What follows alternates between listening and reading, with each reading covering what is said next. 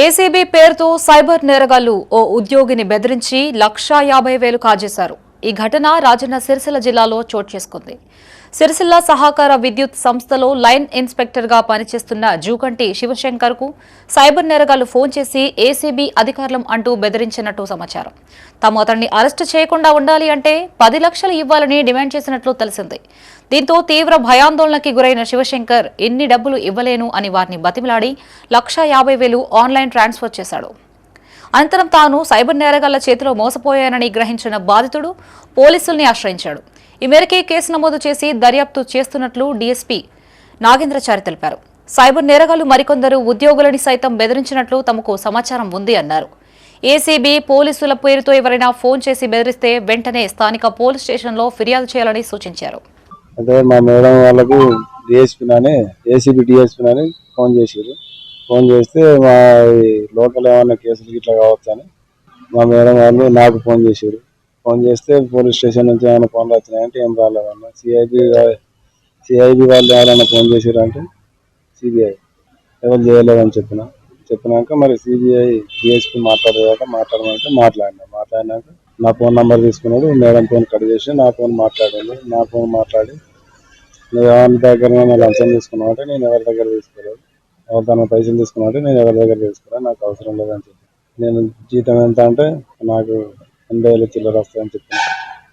తర్వాత నీ bank balance ఎంత అంటే నా తల ఏం లేదు, 10,000-15,000 ఉన్నాయని చెప్పి. తర్వాత నీ కన్నా పెద్దలు ఎవరు ఉన్నారంటే 4 పేరు చెప్పిన. ఆ 4లో ఒక్కళ్ళ పేరు చెప్పినాడు. అతనికి ఫోన్ కలిపినాక ఆయన నంబర్ తీసుకుని అతనితో మాట్లాడింది. ఇక అతనికి ఏం జరిగిందనేది నాకు తెలియదు. నేను రూపాయి కొట్టలేదు. అతనికి దగ్గర 1,50,000 కొట్టిందనేది తెలుసు. కొట్టించుకున్నాను. బారిన చాలా మంది ఉద్యోగులు, ఎంప్లాయీస్, రిటైర్డ్ ఉద్యోగులు పడుతున్నారు కాబట్టి రిక్వెస్ట్ చేస్తున్నది ఏంటంటే డిజిటల్ అరెస్టు పోలీస్ పేరు మీద ఎవ్వరు మిమ్మల్ని భయపెట్టినా కూడా భయపడద్దు.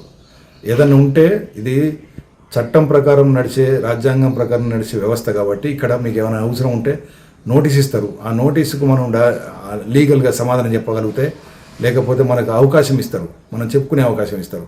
ఇక్కడ మీకు ఏ అవకాశం లేకుండా చేసి మిమ్మల్ని భయానికి, ఆందోళన గురి చేసి మీ భయం నుంచి వాళ్ళు డబ్బులు వసూలు చేస్తున్నారు, డబ్బులు గుంజుకుంటున్నారు.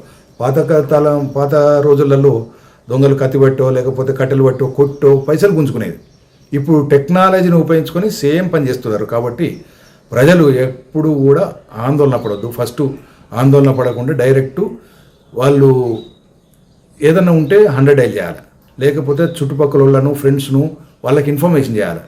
ఎందుకంటే బాంబే నుంచి, ఢిల్లీ నుంచో వాడు అరెస్ట్ చేస్తున్నానని మిమ్మల్ని బెదిరిస్తే వాడి ఇక్కడికి రావడానికి మీకు 24 గంటలు పడుతుంది. మీరు ఎవ్వరికి భయపడాల్సిన అవసరం లేదు. ఇట్లాంటి ఇవన్నీ సైబర్ నేరస్తుల పన్నాగాలు. ఈ సైబర్ నేరస్తులు మన డాటా తీసుకొని, థర్డ్ పార్టీ నుంచి డాటా తీసుకొని వాళ్ళు మనల్ని మోసం చేస్తూ ఉంటారు. వాళ్ళ పెట్టుబడి ఏం లేదు, ఇలా మన భయమే. కాబట్టి నేను రిక్వెస్ట్ చేసేది ఏంటంటే భయం అనేది ఫస్ట్ మీరు వదిలేస్తే సైబర్ నేరస్తులు వాళ్ళు పనులు ఆగిపోతాయి.